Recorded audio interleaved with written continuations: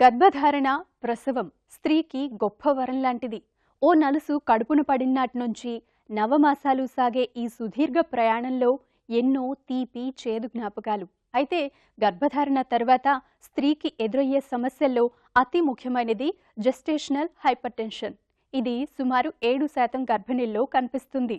స్థూలకాయంలో మరీ ఎక్కువ. నిజానికి ఈ అధిక రక్తపోటు ఆఖరి వారాల్లో బయటపడినా దీనికి మూలాలు ముందు నుంచి ఉంటాయి. ఆ వివరాలేంటో ఇప్పుడు చూద్దాం.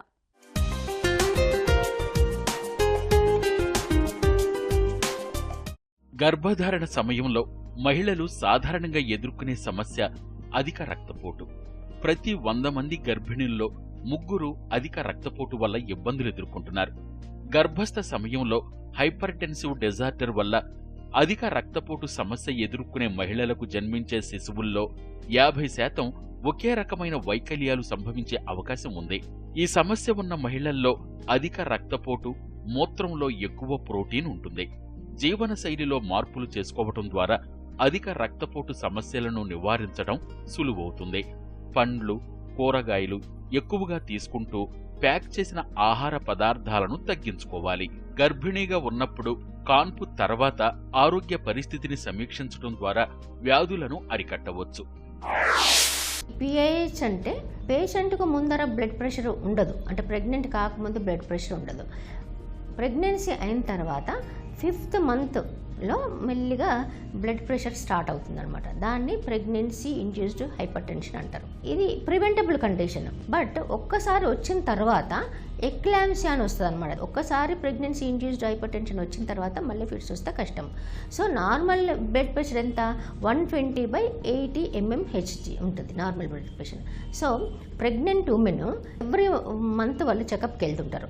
వాళ్ళు అప్పుడు ఏం చేస్తారంటే డాక్టర్స్ వెయిట్ చెక్ చేస్తారు, బీపీ చెక్ చేస్తారు. అది compulsory. Apart from all other blood టెస్ట్లు, యూరిన్ టెస్ట్లు వేరే ఉంటాయి. సో వెయిట్ చెకింగ్ ఏంటంటే ఒక్క మనిషి ప్రెగ్నెన్సీలో 10 to 12 kgs వరకు పెరగవచ్చు అనమాట.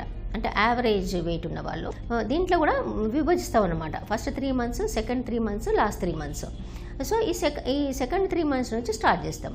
సో 2.5 kgs కంటే ఎక్కువ ఎవరైనా పెరుగుతారో బ్లడ్ ప్రెషర్ వచ్చే అవకాశం ఉంది అనుకోవాలి. ఇప్పుడు బ్లడ్ ప్రెషర్ ఇన్ ప్రెగ్నెన్సీ అని ఎప్పుడు అంటారంటే 140/90 mmHg ఉంటే దాన్ని బ్లడ్ ప్రెషర్ ఇన్ ప్రెగ్నెన్సీ ఉన్నదన్నమాట. అంటే పిఐహెచ్ ఇన్ ప్రెగ్నెన్సీ ఉందన్నమాట. ఈ బీపీ వెయిట్తో పాటు కాళ్ళ వాపుందా, కాళ్ళకి ఎడిమా వస్తుంది, వాపుందా, ముఖానికి వాపుందా, పొట్ట మీద వాపుందా, కాళ్ళు చేతులు ఏమన్నా నీరు వచ్చిందా, ఇవన్నీ చాలా ఇంపార్టెంట్ అనమాట. ప్రెగ్నెన్సీ ఇండ్యూస్డ్ హైపర్ టెన్షన్ కూడా అందరికీ రాదు. 18-19 yearsకి పెళ్లి చేసుకున్నప్పుడు వాళ్ళ మదర్స్కు కానీ వాళ్ళ గ్రాండ్ మదర్స్ కానీ, అంటే ఈ బీపీ ప్రెగ్నెన్సీలో ఉన్నప్పుడు వాళ్ళకు కూడా రావచ్చు. ఈ ట్విన్స్ ఉన్నప్పుడు, ట్రిప్లెట్స్ అలా ఉన్నప్పుడు కూడా రావచ్చు. ఇంకా అంటే డయాబెటీస్ ఉన్న వాళ్ళకు. ఇంకా కొంతమందికి ఏంటంటే ఆల్రెడీ బీపీ ఉన్న వాళ్ళు కనుక ప్రెగ్నెంట్ అయితే వాళ్ళకు వచ్చే అవకాశం కూడా ఎక్కువ ఉంటుంది. గర్భిణీల్లో 85% మందికి అంతా సజావుగానే గడిచిపోతుంది. కొద్ది మందిలోనే రకరకాల సమస్యలు తలెత్తుతుంటాయి. గర్భధారణ తర్వాత చివరి 3 నెలల్లో ఎదురయ్యే సమస్యల్లో అతి ముఖ్యమైందే జెస్టేషనల్ హైపర్ టెన్షన్. ఇది సుమారు 7% గర్భిణీల్లో కనిపిస్తుంది. నిజానికి ఈ అధిక రక్తపోటు ఆఖరి వారాల్లో బయటపడినా దీనికి మూలాలు ముందు నుంచి ఉంటాయి. తల్లి నుంచి మాయ ద్వారా రక్తం పిండానికి వెళుతుండాలి. కాబట్టి దానికి అనుగుణంగా గర్భిణీ శరీరంలో రక్త ప్రసారంలో మార్పులు వస్తాయి. ఈ మార్పుల ఫలితమే ఈ అధిక రక్తపోటు. అలాగే ముందు నుంచే హై బీపీ ఉన్నవారికి గర్భిణీ సమయంలో అది మరింత ఎక్కువ కావచ్చు. యూజువల్గా ఇది 5th month నుంచి స్టార్ట్ అవుతుంది. అలా 5th month, 6th month అలా పెరుక్కుంటూ కూడా పోవచ్చు. పెరుక్కుంటూ పోయేటప్పుడు ఏమవుతుందంటే ఫిట్స్ వస్తాయి. దాన్ని ఎక్లాంప్సియా అంటారు. అది మదర్కు ఉన్న బేబీకి ఇద్దరికి ప్రమాదం. సో అది రాకుండా ప్రివెంట్ చేసుకోవచ్చు అనమాట ఈ పిఏహెచ్లో. సో దీనికి రెమెడీస్ ఒకటి వెయిట్, ఒకటి కంట్రోల్లో ఉండాలి. వెయిట్ మరీ ఎక్కువ కావద్దు. నెక్స్ట్ ఏంటంటే ఈ సాల్ట్, ఈ ఆయిల్స్, స్వీట్స్ అవన్నీ తగ్గించి తినాలి. డైట్ ఇస్తారు డాక్టర్స్, ఆ డైట్ ప్రకారం ఫాలో చేయాలి. కంపల్సరీ 2 hours ఆఫ్టర్నూన్ నిద్రపోవాలి.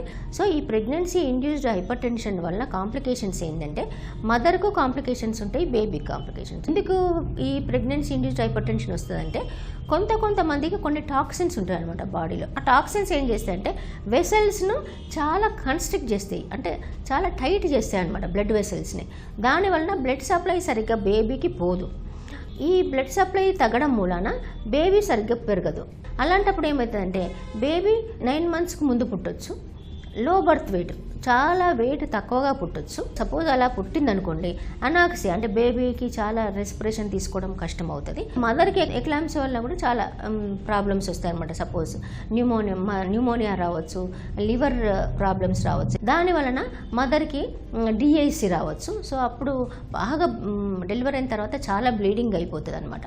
దానికి మళ్ళీ మనము blood replacement, fresh blood, FFP ఇలాంటివన్నీ రిప్లేస్మెంట్ చేయాల్సిన అవసరం ఉంటుంది. తల్లికి హై బీపీ ఉన్నప్పుడు నెలలు నిండుతున్న కొద్దీ పిండానికి రక్త సరఫరా తగ్గటం మొదలై దానిపై ఒత్తిడి పెరుగుతుంది. అందుకే నెలలు నిండుతున్న కొద్దీ బిడ్డకు రక్త ప్రవాహం ఎలా ఉందన్నదే డాప్లర్ అల్ట్రాసోనోగ్రఫీ అంచనా వేస్తారు. ఇందులో తేడా వస్తుంటే సాధ్యమైనంత త్వరగా కాన్పు చేసేందుకు ప్రయత్నిస్తారు.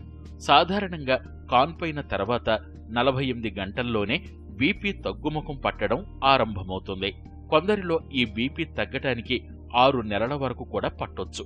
అప్పటికీ తగ్గకపోతే ఎందుకనేది తప్పనిసరిగా చూడాలి. కాబట్టి ముందు నుంచే హై బీపీని నియంత్రించుకుంటే వీటిని నివారించుకోవచ్చు.